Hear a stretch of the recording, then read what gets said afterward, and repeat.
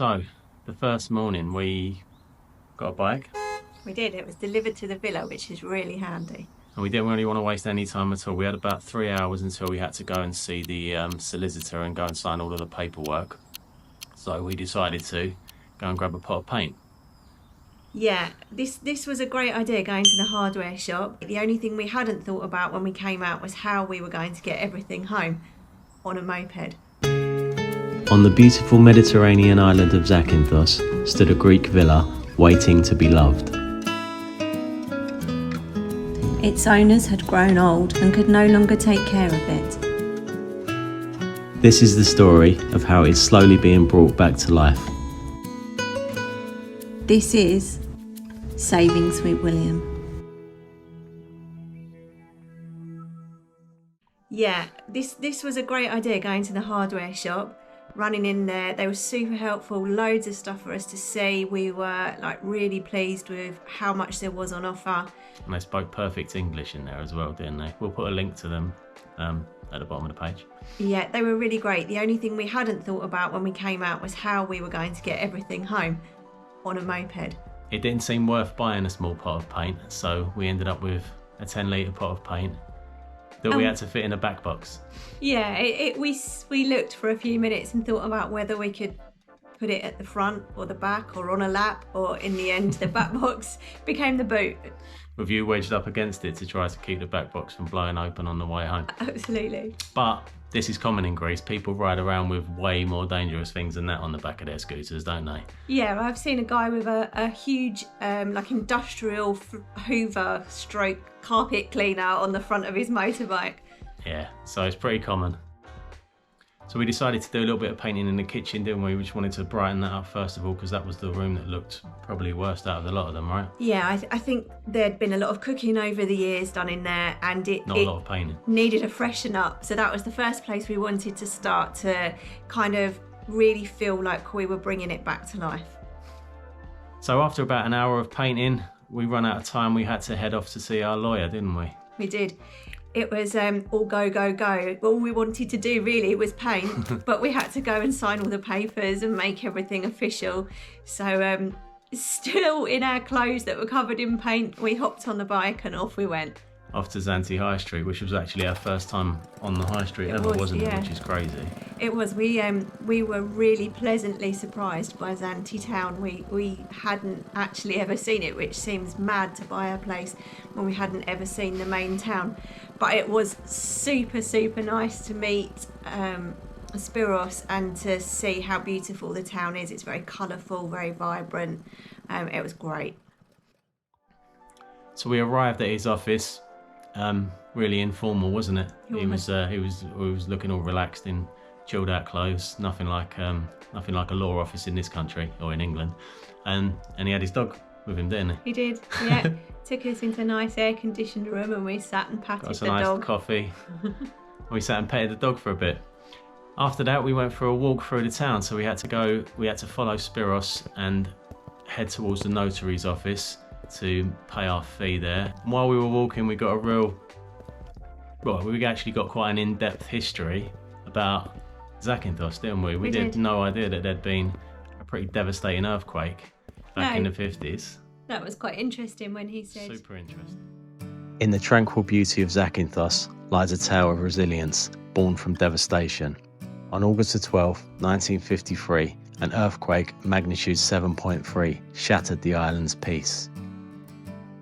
The quake and its aftershocks led to the loss of nearly half of the island's buildings, including many historic structures.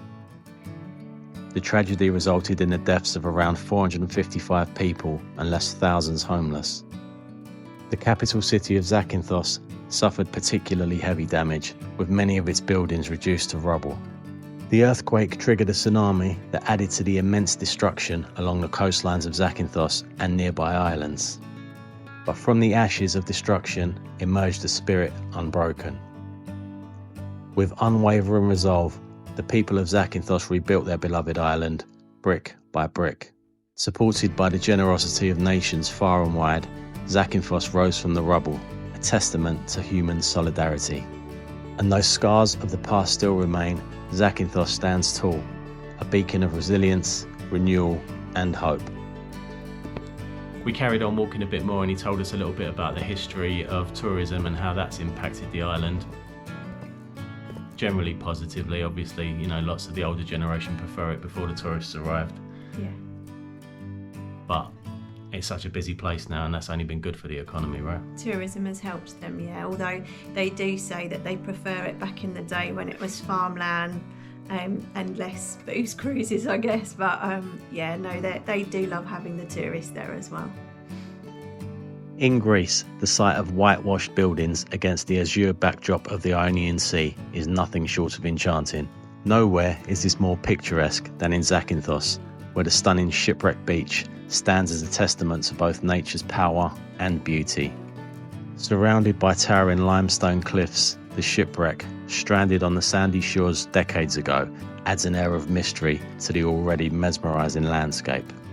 As the sun dips low on the horizon, casting a golden glow over the scene, there's no better place than Zakynthos to experience the magic of a Greek sunset. Walking along the sandy beach with the gentle sound of waves lapping at the shore, it's easy to lose yourself in the tranquility of the moment. So if you ever find yourself in Zakynthos, don't miss the chance to witness the harmonious blend of history, nature, and beauty.